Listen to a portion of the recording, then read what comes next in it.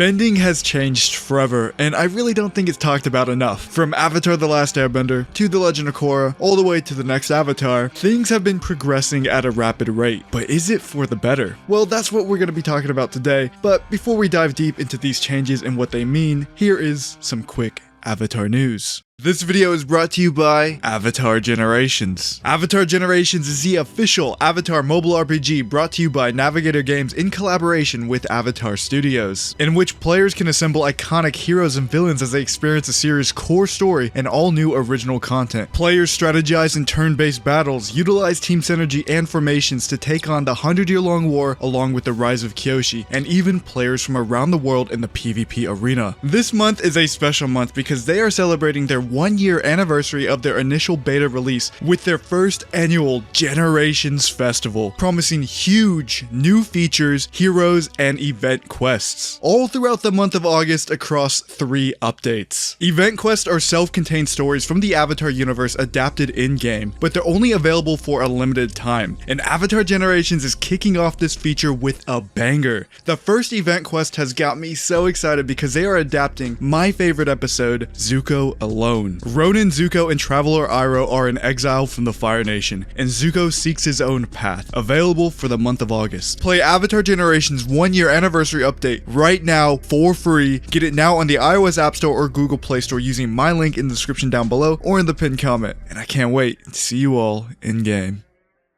Everyone's favorite part of Avatar: The Last Airbender is the bending. Okay, I know, the animation is stunning, the world bending is phenomenal, and Zuko has one of the best character arcs in animation history. I get that, but to me, none of that compares to bending. The thought that was put into how bending works, in my opinion, made one of the most creative and genius combat systems ever put into any fictional story ever. From the beginning, Mike and Brian wanted Avatar to be different. They didn't want to copy action scenes from movies or have the generic punch kick fast animation that would probably run dry pretty fast with the audience. But not only the audience, but creatively as well. We all love Dragon Ball Z, it's a classic, but this right here, this gets a little old from time to time, which is kind of why Dragon Ball fans get mind blown when things are good. Like when the Broly movie looked amazing and had amazing fight choreography, they just went insane. And we've had that forever in the Avatarverse. So how did Mike and Brian fix this issue? Well, they started taking classes under a martial arts instructor named Master Kisu. Eventually, after studying under this guy for a while, they pitched him the idea of Avatar, and immediately things started to click. Mike and Brian told him they wanted a monk who could bend air, and instantly Master Kisu attached that idea to Bagwajang. This whole concept of basing the magic system of Avatar on real-world martial arts would stick throughout all of the elements. Waterbending, which is soft and flowy, would be the perfect match for Tai Chi. The Fire Nation would be aggressive with crisp, long punches and kicks. This would be based on the Northern Shaolin fighting style. The Earthbenders would have this wide stance with powerful movements, and this would end up being based on Hungar Kung Fu. And to make things even better, Toph even got her own bending style. They wanted Toph to be unique because she was a small blind girl. They couldn't give her the usual earthbending style, they had to do something that made sense for her character. And that's where the praying mantis style comes in. This would later on go to be very fitting, as one of the ancient rumors surrounding this fighting style is that it was actually created by a blind woman. Now, all of this is amazing, but there's one problem. Avatar is a franchise and things need to move forward, things need to advance. If you're going to keep this real world aspect to the magic system, what makes the most sense to evolve it for their next series? And that's where modern styles of fighting come in. From the very start of The Legend of Korra, you could tell something had changed. There was this giant city, there were metal benders everywhere, and people were just bending differently. Even the way they were moving around, it was just a lot more similar to what you'd see in an MMA fight.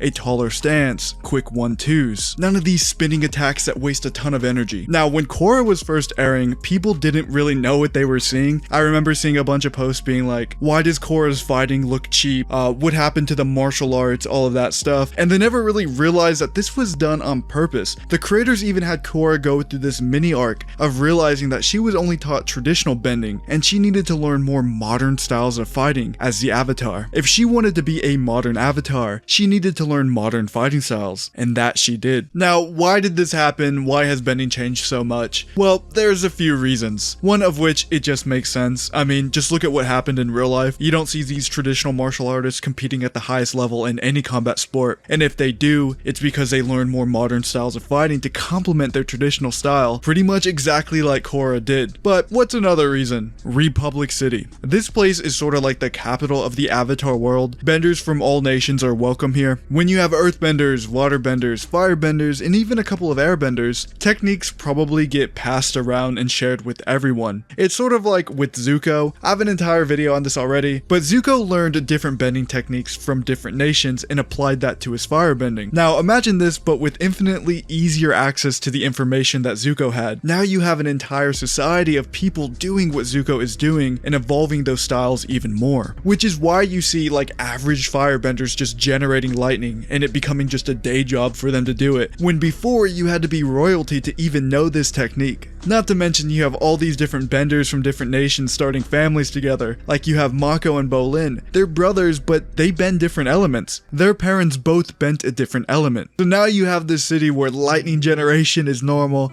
blood bending is a lot more common, and you even have a full society of metal benders. Things are just progressing at this rapid rate. And this leads me to this small but kind of significant Easter egg / lore drop by Avatar Studios in Avatar Generations that most likely will, but not for sure, play a significant role in the future of the franchise. We now have official symbols for sub-bending abilities. In this chart we have symbols for metal bending, blood bending, lightning bending, and even lava bending, which for that to happen implies that a large group of people are able to perform these abilities. You wouldn't make a symbol for just one person who's able to perform these abilities.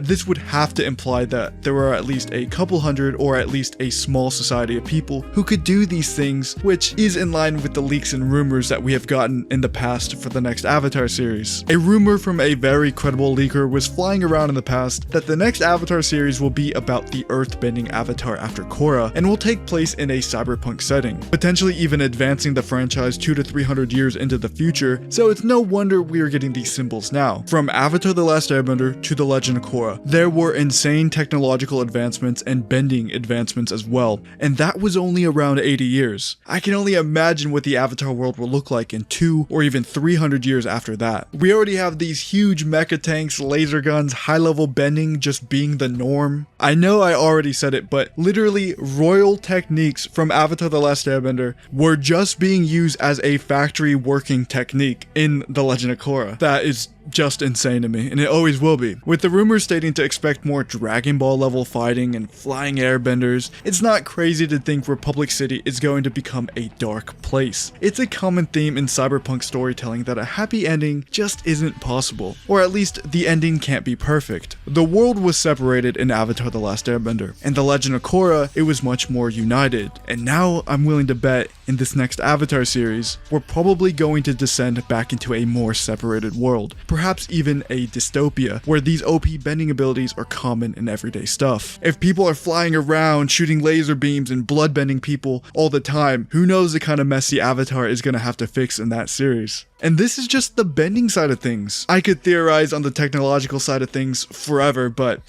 I just don't really find that stuff as interesting as bending. Anyways, the possibilities are literally endless where they could take this franchise. But that's just my take on things. Once again, thank you so much to Avatar Generations for sponsoring today's video. The link is in the description down below along with the pinned comment, and I will see you all in my next video.